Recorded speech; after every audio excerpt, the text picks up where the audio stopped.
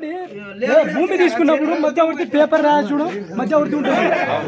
మా దగ్గర నుంచి ఏమని తీసుకున్నాము, గ్రామ పంచాయతీకి భూమి లేదు నేను తీసుకుంటున్నాను, సరే ఇంతో అంత మాకు దాన ధర్మంగా మాకు ఒక 20,000 30,000 సరే మీరు పార్టీ చేసుకోమని మాకు ఇచ్చిండు. అది అబద్ధం ఇచ్చిండు మాకు. ఆయన సొంతం కాదు నాకు అమ్మిర్రని నువ్వు రాసుకుంటే అయిపోతుందా? 10 మందిలో నువ్వే రాసుకున్నావు. మా ఎవరినైనా సంతకాలు లేదు, ఏం లేదు, సంతకం ఉండాలి కదా, మాది లేదు అక్కడ, లేదు.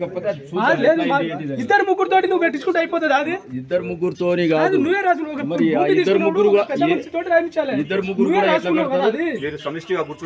కూర్చొని అందరు కూర్చొని మా నాన్న మేము ముగ్గురు మాకైనా పర్మిషన్ తీసుకోవాలనే ఒక గ్రామ పంచాయతీ వాడిని పర్మిషన్ తీసుకోవాలి. ఎట్లా తీసుకున్నావు నువ్వు?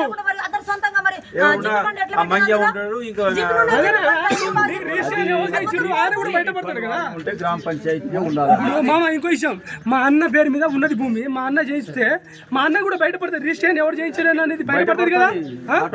మా అన్న మీద కేసు పెడతా నేను. ఇప్పుడు ఎట్లా రిజిస్ట్రేషన్ చేసినామని అంటే నాకు ఉంటది కదా, ఎట్లా చేసినామని. అక్కడ ఎంఆర్ ఆఫీస్ లో పోయి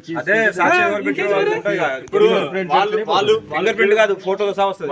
వాళ్ళు ఏమంటారు క్లియర్ చెప్తారు, మేము విరాళంగా ఇచ్చినాం, కాకపోతే పార్టీ చేసుకోమని చెప్పేసి 20,000 వాళ్ళు భూమి విలువ ఇంత అని చెప్పేసి తీసుకున్నారు వాళ్ళు. అదే వాస్తవం. అది అలాంటప్పుడు ఆయన ఎట్లా చెప్తారు భూమి మీద? ఆయన నువ్వు కొనుగోలు అని రాసుకుంటే ఆయన రాసుకుంటే అయిపోయిందా? కొనుగోలు అని ఆయన రాసుకున్నా గానీ కొనుగోలు అంటే ఆయనకి ఎట్లా వర్తిస్తారు మరి?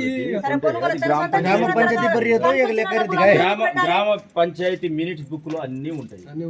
76 దగ్గర మొరం పోపించిన బిల్లులు కూడా జీపీ ఫండ్ నుంచి కేటాయించారు. క్లీనింగ్ ప్లాస్టింగ్ మొత్తం దానికి ఎక్కిన కాడ నుంచి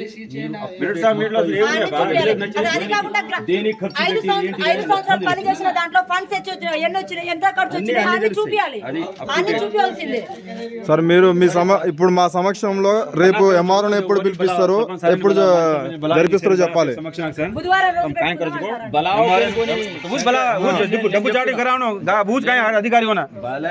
ఆయనకు ఇంటిమేషన్ పంపియండి, ఆయన వస్తే వచ్చిండు, లేకపోతే గ్రామ సభలో తీర్మానం చేసి ఆటోమేటిక్ గా పీక్కుపోయి ఎక్కడెక్కడ పెట్టాలో అక్కడే పెడతాం. అది అంతే. ఇంటిమేషన్ అయితే ఇవ్వాలి. మీరు డబ్బు కొట్టిస్తారా, లేకపోతే స్పీకర్ పెడతారా,